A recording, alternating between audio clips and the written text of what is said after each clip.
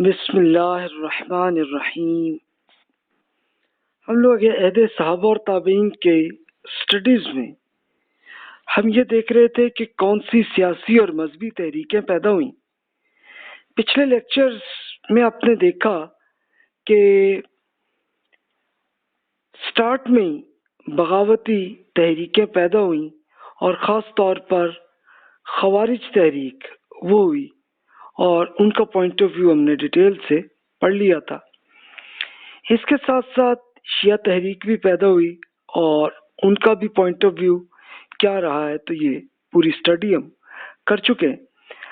اچھا، یہ میں آپ سے عرض کر دوں کہ آپ کے ذہن میں یہ سوال ہوگا کہ رسول اللہ صلی اللہ علیہ وسلم کی رخصتی کے فوراً بعد کیوں تحریکیں پیدا ہو گئی تھیں۔ اصل میں آپ نیچرلی سوچئے تو معاملہ یہ تھا کہ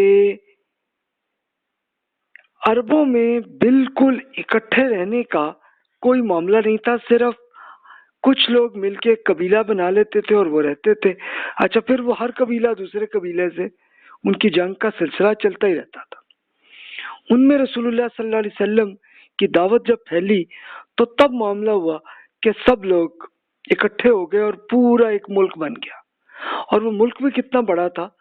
خود رسول اللہ صلی اللہ علیہ وسلم کے زمانے میں اتنا بڑا ایریا بن گیا تھا کہ آج کل کا جو سعودی عرب، عمان، کویت، بحرین اور عمان، یمن، یہ سب اس کا حصہ تھے۔ اور اس وقت رسول اللہ صلی اللہ علیہ وسلم نے اللہ تعالیٰ کا میسج یہ دونوں سپر پاورز رومن امپائر اور پرشین امپائر پہ پہنچا دیا تھا کہ جناب آپ اگر اللہ تعالیٰ پہ ایمان لائے تو آپ کا حکومت ایسی رہے گی، ادروائز پھر یہ ہوگا کہ آپ کی حکومت ختم ہو جائے گی۔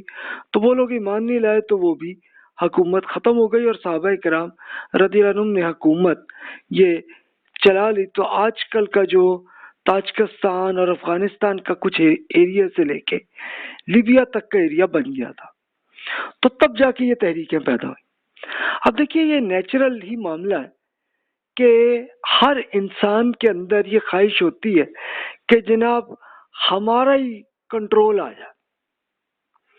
اب یہ خواہش تو آتی ہے، لیکن جو لوگ ایتھیکلی ہوتے ہیں تو وہ سمجھتے ہیں کہ ٹھیک ہے جی، چلو ہم نہیں کرتے کوئی، لیکن ہوتا ہے کہ کچھ اور لوگ کر لیتے ہیں، اور پھر وہ یہ کرتے ہیں کہ اور ساتھیوں کو تیار کرنے کی کرتے ہیں، اور پھر وہ حکومت کا سلسلہ بنتا ہے۔ اس کو آپ خود اپنے ایریاز میں دیکھ لیجئے، پاکستان کے اندر بھی مختلف تحریکیں پولیٹیکل طریقے سے بنی ہوئی ہیں، اور وہ چاہتے ہیں کہ اپنے علاقے میں ان کا کنٹرول ہو جائے۔ سیم انڈیا میں بھی ایسا ہی معاملہ ہے، سیم ایسا ہی معاملہ آپ کو اور ممالک میں آج کل بھی آپ کو سیریا میں، عراق میں یہ معاملہ آپ کو نظر آئے گا۔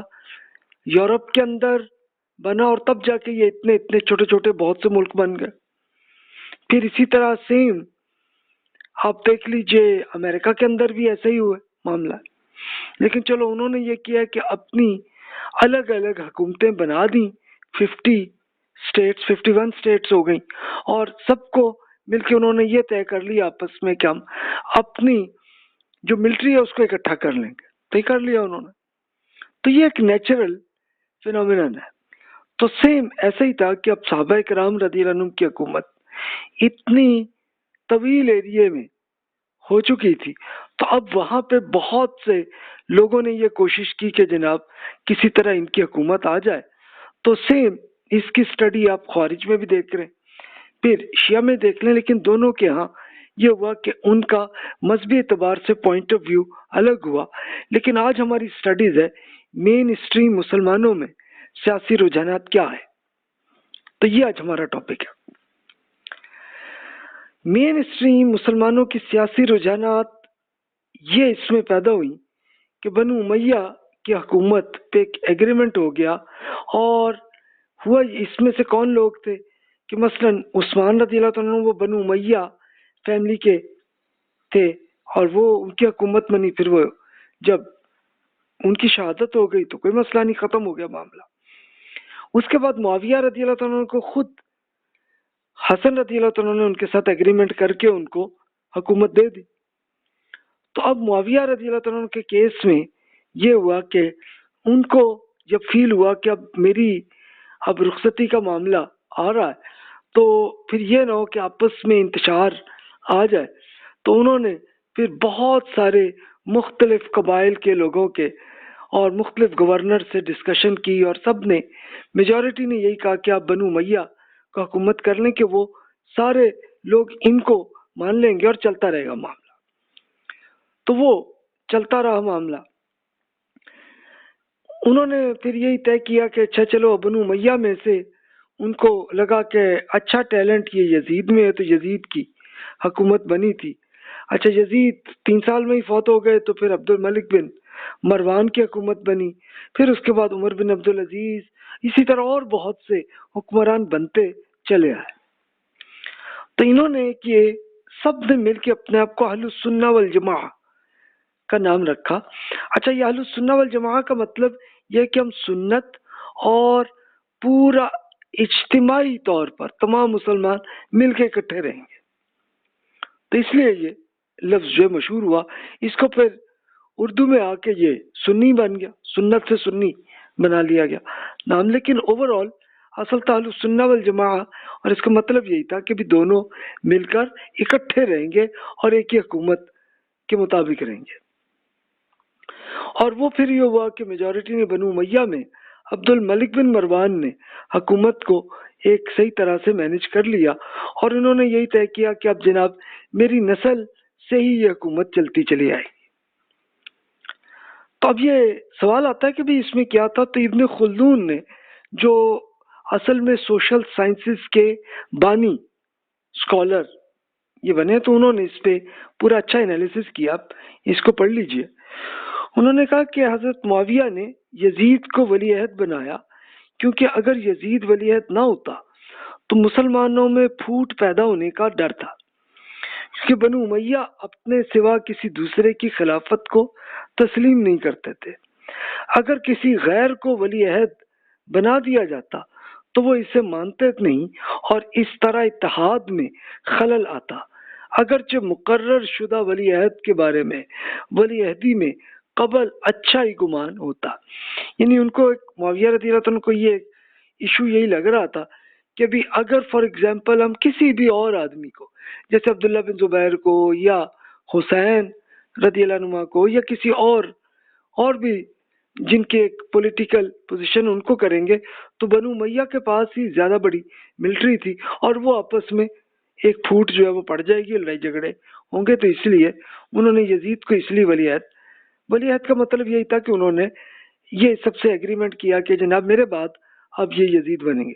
اچھا یزید خیر بنے، لیکن چلو فوری طور پر تو انتشار آیا عراق میں، اور اس کے لیے حسین رضی اللہ عنہ نے ایک یہ کیا کہ اس ایشوز کو ریزالو کرنے کے لیے آئے، لیکن خود انہی کو شہید کر دیا گیا۔ تو معاملہ وہاں پہ پھر چلو وہاں پہ عراق کو کسی طرح ملٹری نے کنٹرول کر لیا، وہاں کے گورنر نے، چل تو گیا۔ لیکن اب یہ ایشو آیا کہ 3 سال بعد یزید بھی فوت ہو گئے، تو اب پھر بہت پھوٹ جو ہے وہ پڑ گئی تھی۔ تو اس وقت پھر اس ٹائم میں یہ تھا کہ 2 بڑے لوگ تھے، ایک آل علی کہہ لیں، یعنی حضرت علی رضی اللہ عنہ کی جو ان کی فیملی تھی، تو اس میں خاص طور پر حسن اور حسین رضی اللہ عنہ تھے، اور ان دونوں نے معاویہ رضی اللہ عنہ سے بیعت کر لی ہوئی تھی پہلے، تو وہاں سے تو کچھ ایشو نہیں تھا۔ حسن رضی اللہ عنہ کو تو پہلے ہی کچھ دہشت گردی سے ان پہ زہر لگا کے ان کو تو شہید کر دیا گیا تھا۔ حسین رضی اللہ عنہ تھے، انہوں نے بھی یزید سے کوئی جنگ اور کوئی معاملہ نہیں کیا تھا، بلکہ عراق میں جب انتشار کا مسئلہ تھا تو اس کو ریزالو کرنے عراق آئے تھے، اور وہی عراق والوں نے ان کو شہید کیا تھا۔ تب مسئلہ یہ تھا کہ یزید بھی عراق کو اچھی طرح کنٹرول نہیں کر سکے، اور وہاں کے گورنر نے کسی حد تک کیا، لیکن پھر مسلسل بغاوتیں چلتی چلی آئیں۔ اب حسین رضی اللہ عنہ کے بیٹے زین العابدین رحمۃ اللہ علیہ تھے، وہ انہوں نے یزید سے بیعت کر لی تھی۔ ان کے پھر بیٹے محمد باقر، پھر ان کے بیٹے جعفر صادق رحمہ اللہ، یہ سارے کے سارے بزرگوں نے بنو امیہ سے بیعت جو بھی حکمران تھے ان سے کرتے رہے، تو کوئی مسئلہ نہیں ہوا وہاں پہ۔ ایک دوسری پارٹی تھی جو آل زبیر جیسا زبیر رضی اللہ عنہ کی اولاد تھی، جیسے عبداللہ بن زبیر رضی اللہ عنہ تھے، تو ہوا یہ کہ یزید کے زمانے تک تو انہوں نے کچھ نہیں کیا، لیکن ہوا یہ کہ یزید جب 63 ہجری میں وہ فوت ہوئے تو انہوں نے اب یہ دیکھا کہ پورا عرب میں انتشار چلنے لگی ہے، تو انہوں نے اسی لیے مکہ مکرمہ میں حکومت بنا لی، اور وہیں سے پھر یہ معاملہ انہوں نے تقریباً پورے عرب میں چل گیا سلسلہ، کہ اب کوئی لڑائی جھگڑا نہیں ہوا، بلکہ پھر انہوں نے دیکھا کہ عراق میں مسلسل انتشار ہے، اس کو بھی انہوں نے مینج کر لیا تھا۔ تو یہ یزید کے بعد یہ معاملہ ہوا تھا، لیکن پھر 63 to 73 ہجری یعنی 10 سال میں یہ ہوا کہ مکہ سے عراق تک حکومت رہی، لیکن پھر یہ ہوا کہ اب بنو امیہ کی آپس میں جو پھوٹ تھی وہ ختم ہو گئی، اور اس کے عبد الملک بن مروان حکمران بن گئے، تو انہوں نے پھر یہ کیا کہ یہ پورے تمام ممالک کو پھر اکٹھا کرنے کی انہوں نے کوشش کی، اور وہ ان کا معاملہ جو ہے وہ کامیاب ہو گیا۔ بنو امیہ اور پھر آل زبیر اب کہہ لیں، ان میں ایک جنگ ہوئی، اور بہرحال عبد الملک بن مروان کی کامیابی ہو گئی، اور وہ حکومت دوبارہ اسٹیبلش ہو گئی کہ ایک پورا اتنا بڑا ایریا جو اب تک لیبیا سے لے کے اور تاجکستان اور افغانستان تک تھا، تو اب وہاں تک آ گیا، اور پھر اس کے بعد تو پھر 92 ہجری میں اچھا عبد الملک بن مروان نے پھر معاملے کو یہ حل کیا کہ جناب اب ان کے بعد انہی کی اولاد ہی میں حکومت آئے گی، تو اس کے بعد تو پھر یہ ہوا کہ ان کی اگلی نسل در نسل یہ حکومت چلتی آئی، اور یہ 133 ہجری تک یہ سلسلہ جاری رہا کہ چلو اب وہ آپس کا انتشار جو ہے وہ ختم ہو گیا تھا۔ اچھا لیکن پھر ایک بڑی تعداد جو ابھی صحابہ کرام جو زندہ تھے بھی، تو یہ سب غیر جانبدار لوگ تھے، حکومت کی اطاعت کرتے تھے۔ اس کی ایگزامپل عبداللہ بن عباس ہیں، ابو ہریرہ ہیں، امہات المومنین رضی اللہ عنہم سب، اور ان کی اگلی نسل سب نے ان کی اطاعت قبول کر لی، اس لیے کہ سب نے یہ فیل کیا کہ جناب اگر کوئی اور اگر حکومت لانے کی کرے گا تو آپس میں لڑائی جھگڑے ہی چلیں گے، تو انہوں نے اس لیے ریزالو کیا تھا۔ تو یہ سلسلہ چلا، لیکن چلتا رہا تو بس 133 ہجری تک ہی رہا، یعنی 750 عیسوی تک ہی رہا۔ پھر اس کے بعد خود بنو امیہ میں آپس میں لڑائی جھگڑے پڑ گئے، تو معاملے وہ چل گئے۔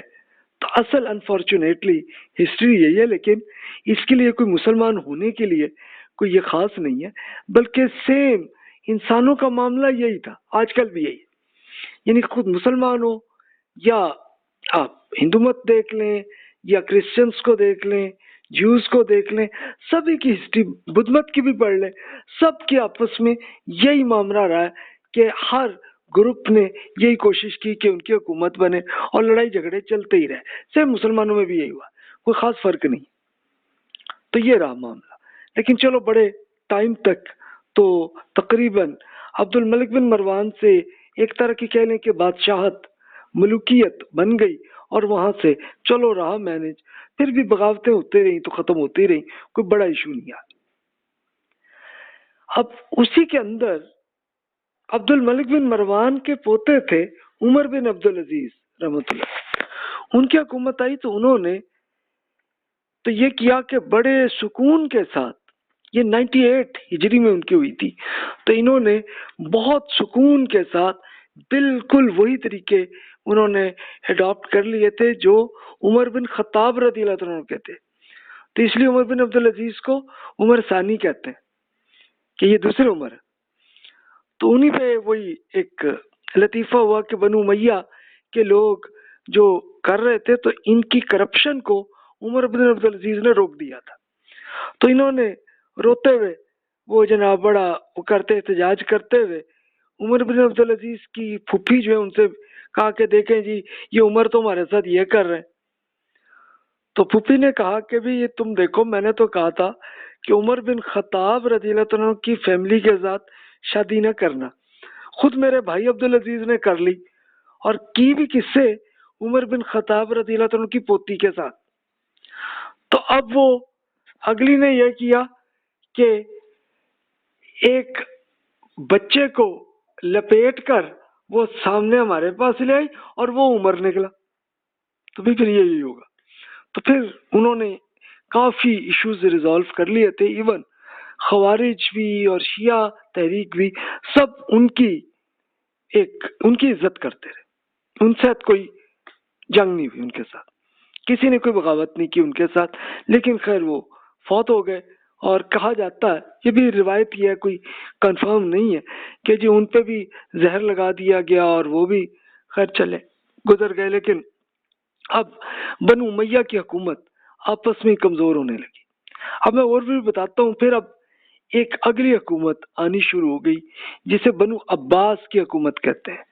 یہ 133 ہجری میں بنی ہے اور 656 ہجری تک, یعنی آپ خود کیلکولیٹ کر لیجئے تو آلموسٹ یہ 500 سال تک کی رہی ہے, 750 to 1258 عیسوی کیلنڈر میں. اب ہوا یہ تھا کہ بنو امیہ میں کمزوری آ گئی, وہ آپس میں پھوٹ پڑ گئی, آپس میں ان کی ملٹریاں یہ آپس میں کرتے رہے. آپ کسی بھی قوم کی ہسٹری پڑھیں گے تو اس میں یہی تھا, یعنی چلو بادشاہ نے کسی طرح چلا لیا معاملات کو تو اس کے شہزادے آپس میں لڑنے لگے. آپ کو آج کل بھی آپ کو کچھ بادشاہت تھے جو آج کل موجود ہیں, ان کے یہاں بھی آپ دیکھیں گے شہزادوں کے آپس میں چل رہا ہے معاملہ کچھ, آپ پڑھ سکتے ہیں. تو اس زمانے میں بھی یہی تھا, یہ نارمل تھا, یعنی ہر کوئی چاہتا تھا اس کی حکومت ہو. تو اب یہ دیکھیے کہ بنو عباس کون تھے, کہ حضرت عباس رضی اللہ عنہ کی نسل تھی, کہ ان کے پوتے پڑپوتے یہ اب آ گئے تھے.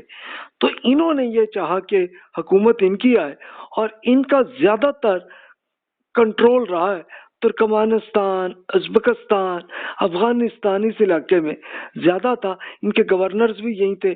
انہوں نے اب یہ کیا سلسلہ کہ چلو بھی ہم یہ ایک ایکشن کرتے ہیں, بنو امیہ کو الٹا دیتے ہیں اور ہماری حکومت آ جائے.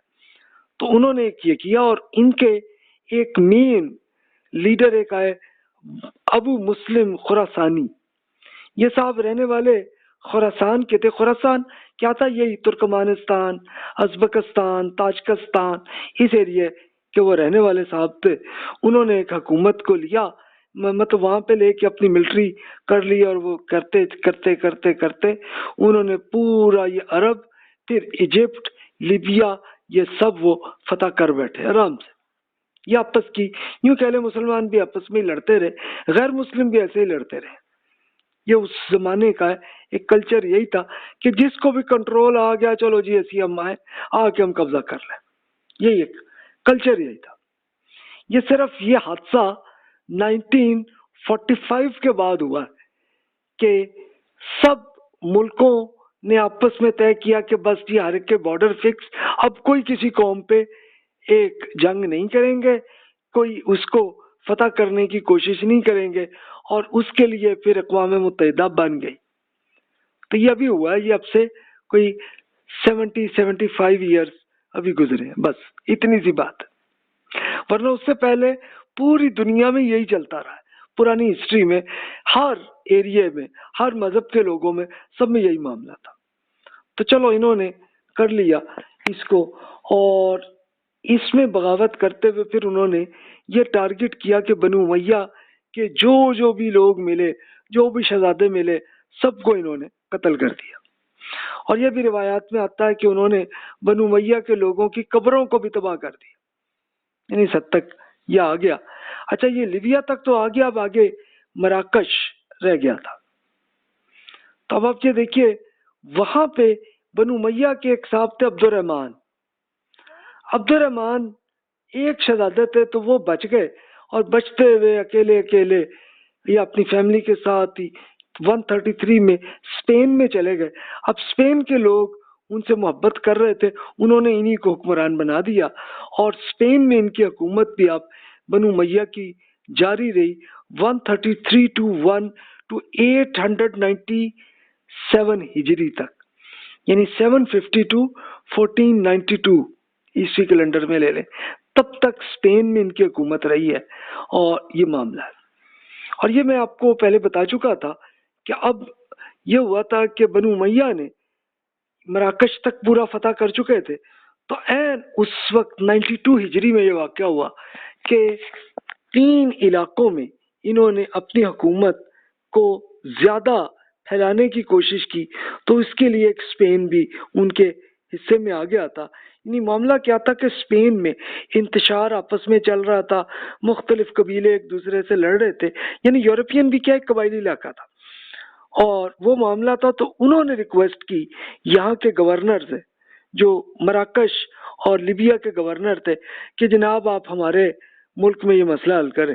تو تب پھر یہ طارق صاحب نے ایک ملٹری کو لے کے وہاں پہ گئے اور آسانی سے یہ پورا اسپین فتح ہو گیا تھا. تو آپ کو یہ قرطبہ اور اس طرح کا یہ پورا ایریا آسانی سے ان کے آ گیا تھا. اور پھر اگرچہ بنو عباس کی حکومت آ گئی، لیکن عبد الرحمن نے بنو امیہ کی حکومت بنا لی، اور یہ ماشاءاللہ بڑی عمر پائی انہوں نے، کہ تقریباً انہوں نے آلموسٹ آپ اگر کہہ لیں 750 ایئرس تقریباً ان کی حکومت رہی. پھر کیا ہوا؟ پھر تو اس کے بعد وہ اب اس کی ہسٹری میں پڑھیں گے کہ خود یورپینز نے تو یہ ہوا کہ خود بنو امیہ آپس میں پھر لڑنے لگے تھے، تو ان کو پوری بالکل تباہ کر کے مسلمانوں کو جو بچے تھے ان کو نکال دیا، جو رہ گئے تو ان کو کرسچن میں لے آئے. ابھی بھی ان کو آپ کسی اسپین کے لوگوں سے ملیں تو کبھی آپ بات چیت کریں گے تو آپ کو کچھ ایسے لوگ ملیں گے جو کہیں گے ہاں جی ہم بھی عربوں کی نسل سے ہیں. تو یہ بھی ہے معاملہ، اس کو ہم اگلے ٹائم میں ہم اس کی اسٹڈی کریں گے. تو دیکھیے جناب یہ معاملہ اس طرح سے چلتا ہے. تو جناب یہاں آ کے ہم بنو امیہ کی معاملے کی تک آ کے ہم صحابہ اور تابعین کی ٹائم ختم ہو گیا، 133 ہجری یہ آلموسٹ ختم ہو گیا. لیکن اگلے لیکچرز آپ کے لیے انٹرسٹڈ ہوں گے.